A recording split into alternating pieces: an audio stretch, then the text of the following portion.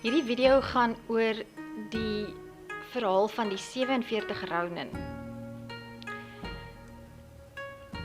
Dit is 'n verhaal uit Japan wat wêreldwyd bekend is.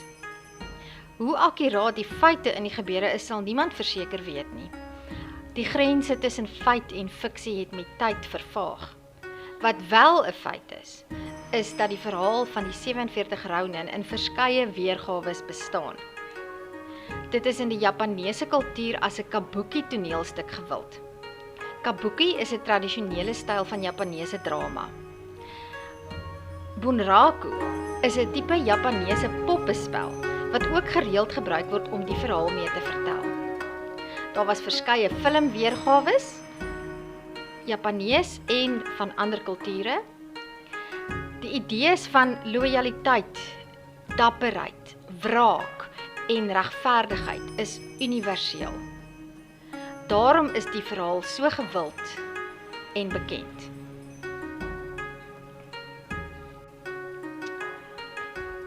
Die verhaal van die 47 Ronin.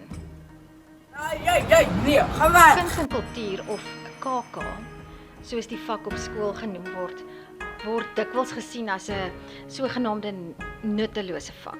Vir meeste kinders en ouers, vermoed ek, is dit 'n jeugelike dag wanneer die laaste KK-vraestel aan die einde van graad 9 geskryf word. Die jonger lede van ons tutorgroep het hierdie algemene opinie oor kuns en kultuur heel hartig gedeel. Hoopelik, totdat hulle geleer het dat anime, waaroor hulle almal gek is, onlosmaaklik verbind is aan kuns en kultuur. As jy nou na hierdie video kyk en jy weet nie wat anime is nie, hou hierdie spasie dop, ons sal 'n video daaroor maak. Die kinders het die opdrag gekry om na te lees of 'n video te kyk, want daarvan hou hulle die meeste, oor die verhaal van die 47 Ronin en hulle eie hervertelling daarvan voor te dra. Miskien 'n bietjie agtergrond. Die rede hoekom hulle dit moes doen is omdat ek alweer met hulle beklei het, omdat hulle heeltyd op hulle selfone is. Okay. En onder andere vra ek toe vir hulle nou, waarna kyk julle die hele tyd? En hulle sê toe anime, en toe vra ek vir hulle of hulle weet van die 47 Ronin, want ek weet anime is 'n Japaneese ding, en hulle weet nie van die 47 Ronin nie, en dit is hoe ons toe nou by die 47 Ronin uitgekom. Die kinders het die opdrag gekry om navorsing te doen oor die verhaal van die 47 Ronin. Hulle kon dit toe op enige manier verwerk en vir die res van ons in die tutorgroep vertel waaroor die storie gaan. Die enigste vereiste was dat hulle almal saamwerk, maar dat elkeen die dag voor die tyd sy eie navorsing moet doen.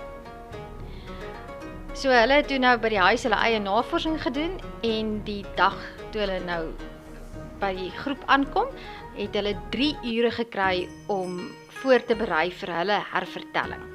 En hierdie video wys hulle finale repetisie en die eindproduk.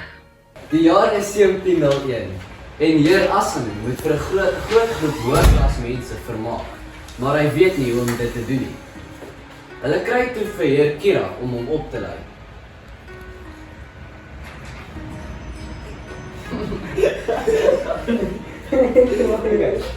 Okay. Die dag toe hulle die groot groep mense moes vermaak, dis sê Kira vir hom iets verskriklik ongeskik en Assen kon dit nie vat nie en het hom 'n snyfwond aan sy gesig gedoen. Hulle was toe weggeneem en Assen moes sekkoe pleeg.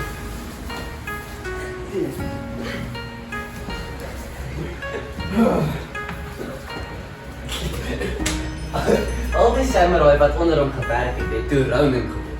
Ronin is samurai sonder 'n leier. 47 van die Ronin het besluit om wraak te neem teen Kira. Die leier van hierdie groep se naam was Yoshio. Hulle het besluit dat hulle nog nie vir Kira kon aanval nie, want hy was te goed beskerm. So hulle het liewer hom al gewag.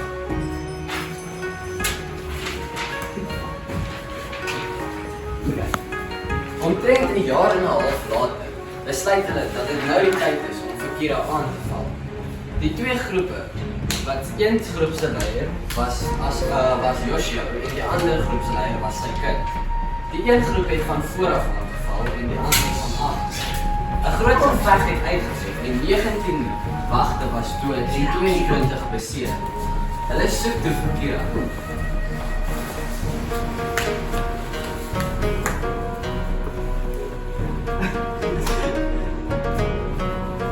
Hulle vind toe vir Kira in 'n geheime binnehof en sê vir hom om seker te wees, maar hy wou nie.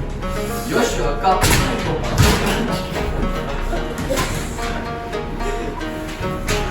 Joshua vat vir Kira se kop en gaan sit by die Heer Asael se graf.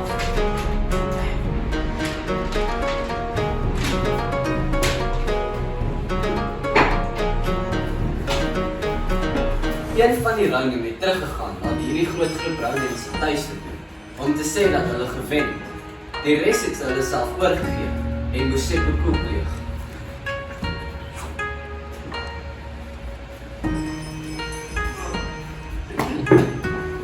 Hulle was by Heer Asael se graf begrawe.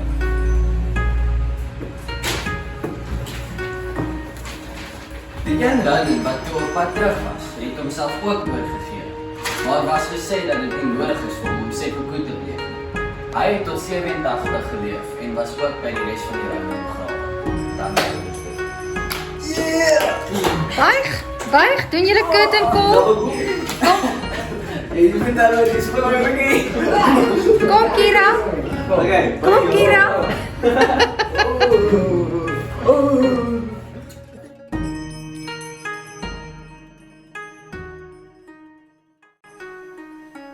Let asseblief daarop dat daar skakels na al die bronne vir hierdie video in die video geplaas sal word. Gaan kyk gerus as jy nuuskierig is om uit te vind oor die 47 Rounen en oor Japaneese kultuur en musiek in die algemeen. Dankie dat jy hier was. Ek hoop jy het iets geleer en die Japaneese kuns en kultuur saam met ons geniet. Totsiens vereer.